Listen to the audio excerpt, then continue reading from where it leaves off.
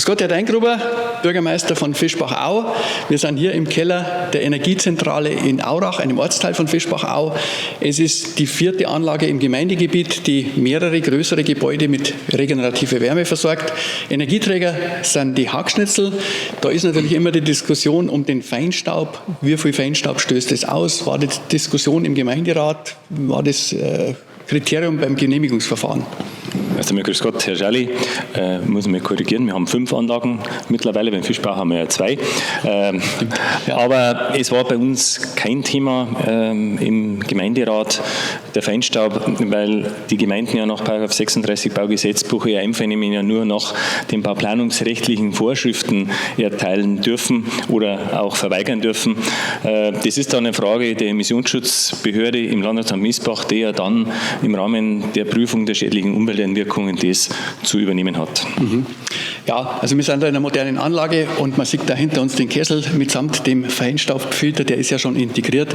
Also von daher, die Hersteller schauen schon mal drauf, dass das alles in Ordnung geht. Die Bundesemissionsschutzverordnung ist sehr streng und die schaut da auch drauf, dass das alles so läuft und so ist heute auch genehmigt worden.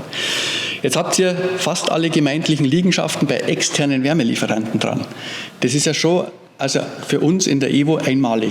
Also es gibt jetzt wenige Gebäude kommunal, die sich extern mit Wärme versorgen lassen und dann noch regenerative Wärme kommt ja noch oben drauf und dann bis auf die Schule Elbach ja fast alle, oder? Ja, das ist richtig. Mit Ausnahme der Grundschule sind wir mit allen Liegenschaften in unserer Gemeinde jetzt an einer Nahwärmekraftanlage. Da sind wir froh und dankbar dafür, dass wir da von den fossilen Energien weggekommen sind. Und uns freut es ja auch, dass jetzt in Aurach, obwohl da jetzt kein Gebäude von uns angeschlossen werden kann, jetzt auch noch mit den Bürgerinnen und Bürgern aus den Ortsteilen Aurach, Hammer und Stauden die Möglichkeit haben, solche eine Heizkraftanlage in Anspruch nehmen zu können und ihre fossilen Energien austauschen können. Das heißt, es geht weiter, das Hotel hier Aurachhof wird jetzt schon versorgt und dann gibt es noch Privathäusl in der Umgebung, die noch angeschlossen werden. Genau, also das ist eine Unternehmerentscheidung der Firma Schreier.